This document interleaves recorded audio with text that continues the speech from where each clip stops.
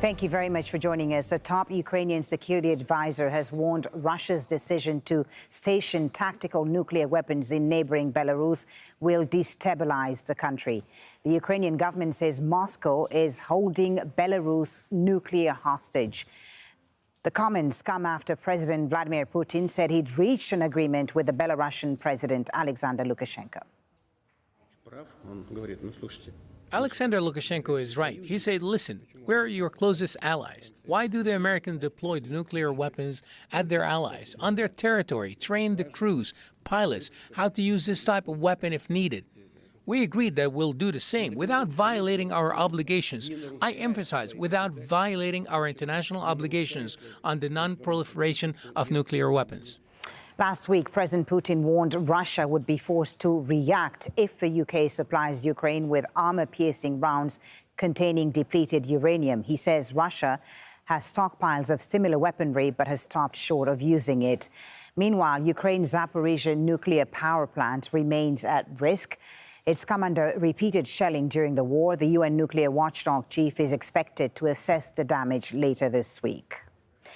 Well, let's now speak to Susie Snyder, who's program coordinator at the international campaign to abolish nuclear weapons. She's joining us live from Utrecht in the Netherlands. Susie, thank you very much for being with us on Al Jazeera. President Putin says this move, this plan, would not violate nuclear non-proliferation agreements and compared it to the U.S. stationing its weapons in Europe.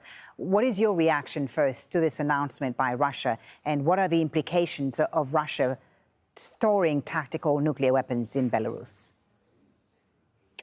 This movement is additionally destabilizing.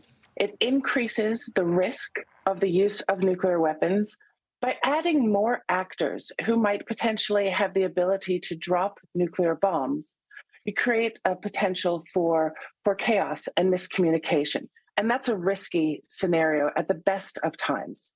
In a time of conflict, it's extremely destabilizing and very dangerous. But he said, Susie, that Russia would retain control of the weapons, but it would be indeed the first time since the mid-1990s that Moscow will have nuclear arms, outside the country. What more can you tell us first about the Russian nuclear arsenal, its capabilities, and the risk that they could be used?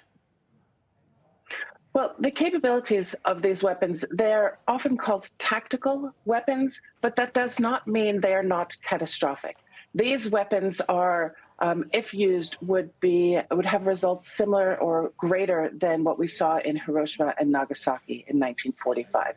They are hugely, they can cause huge catastrophic harm.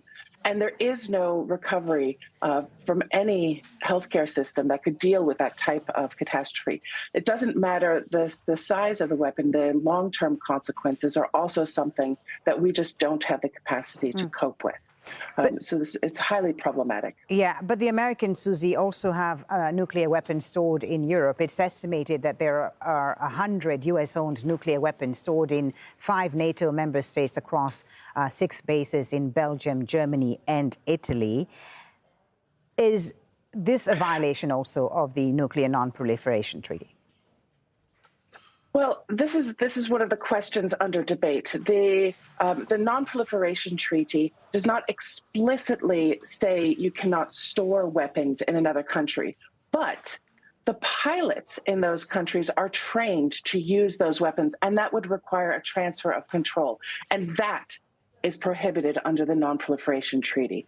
In addition, this type of behavior, including the hosting of another country's nuclear weapons, is explicitly forbidden under the Treaty of the Prohibition of Nuclear Weapons, which entered into force in January 2021. Now, the UK, meanwhile, is sending depleted uranium munitions to Ukraine. Not a bomb, but is that also risky? Well, any type of munitions is extremely risky, and some have found that the depleted uranium munitions, they do have a legacy of harm. There's been a lot of different studies and conflicting results in terms of what the legacy and how bad that harm is. But it's still a very difficult situation, and not one in which we should be one in which the precautionary principle should win out. And when there's a risk of long-term harm that is not distinguishable between civilian and combatant, that is one where we should basically take a step back and reconsider other options whenever possible. All right, Susie, so the Americans, we've heard their reaction. They're somewhat downplaying this Russian plan to store these nuclear weapons in Belarus. But should they be taking, and should we all be taking this more seriously? How concerned should we be, and what should be the next step the international community takes if this goes ahead? Well, all countries should really condemn this announcement. Spreading nuclear weapons into another country's territory is always going to be problematic. And the U.S. that does have nuclear weapons stationed in 5 European countries should reconsider that plan and take those weapons home. They're already supposed to be moved back for being retrofitted, and there are new weapons that are meant to be deployed in the coming year. The new weapons don't need to come in. These weapons can stay back in the U.S. The U.S. can say what it can do, what it says, as well as, being a better example.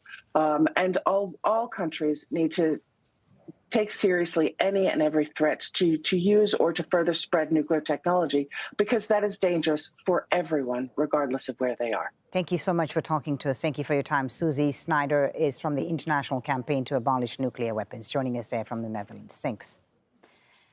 Thank you.